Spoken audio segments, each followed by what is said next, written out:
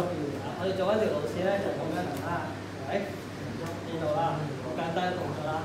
咁所以就係當有佢個拳一起動嘅時候咧 ，OK， 我快嘅時候就做咗呢一個動作先。OK， 咁我哋喺瞬間嘅爆炸呢下做咗呢一個先。咁你啱翻條路線先，再接住落去到呢一度先，拉線就 OK， 去到拉線就完啦。